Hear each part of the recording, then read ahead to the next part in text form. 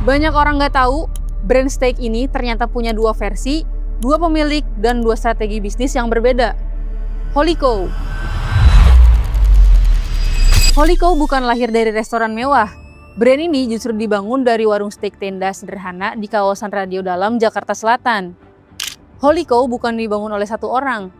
Brand ini lahir dari 4 pendiri, Afid Dwi Purwanto, Lucy Wiryono, Wanda, dan Winda.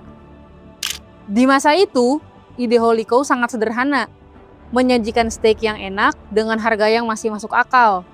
Bukan fine dining, bukan restoran mahal, tapi steak yang bisa dinikmatin banyak orang. Dan ternyata pasar menyambutnya dengan sangat baik. Holiko cepat dikenal, antrean panjang, word of mouth menyebar. Nama Holiko mulai identik dengan steak wagyu yang terjangkau. Kesuksesan ini membuat para pendirinya berpikir lebih besar. Kalau di Jakarta bisa ramai, kenapa tidak coba ke luar negeri? Akhirnya, sekitar tahun 2011, Holiko membuka outlet di Singapura, tepatnya di Lucky Plaza. Bagi brand yang lahir dari tenda, ini lompatan besar. Holiko resmi menjejak pasar internasional. Namun, realitasnya tidak semudah itu. Singapura memiliki regulasi F&B yang jauh lebih ketat. Masalah utama datang dari SDM.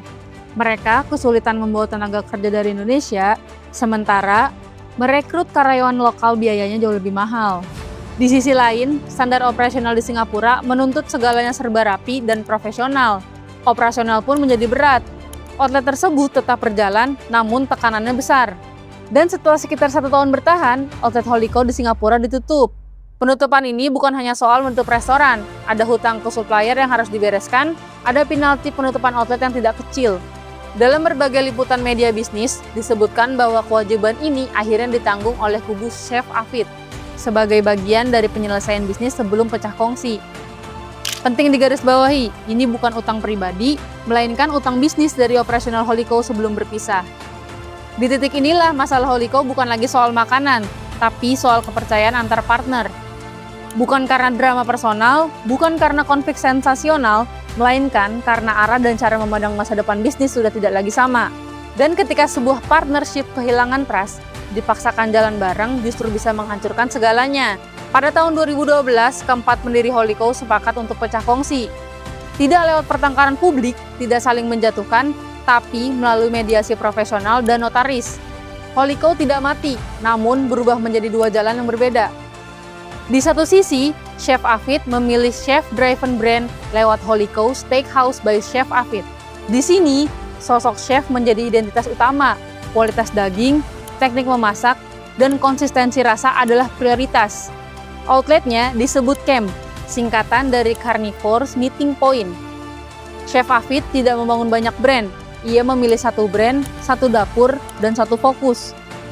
Di sisi lain, Wanda dan Winda membangun Bad Ranaya Group dengan pendekatan konsep driven brand. Fokusnya bukan pada figur chef, melainkan pada konsep dan pengalaman. Dari sinilah lahir berbagai bisnis, mulai dari Steak Hotel by Holiko dengan konsep TKP, singkatan dari tempat Karnivora Pesta. Lalu ada Holy Steak, Mie Karma Ayam, The Cupcakes Company, hingga layanan catering dan meat shop. Bahkan muncul brand terbaru yaitu On Your Right di kawasan GBK Senayan. On Your Right bukan steakhouse, ini tempat nongkrong, meeting point, dan ruang gaya hidup urban, jauh dari konsep Holiko di masa awal. Dari 1 warung tenda, Holiko tumbuh besar, sempat go internasional, lalu terbelah menjadi 2 jalan bisnis. Nama mereka mirip, tapi DNA-nya berbeda. Dan kisah Holiko mengajarkan satu hal penting. Dalam bisnis, berpisah tidak selalu berarti gagal. Kadang, itulah satu-satunya cara agar semua bisa bertahan dan tumbuh. Kalau steak favorit sobat bisnis, apa nih? Tulis di kolom komen ya.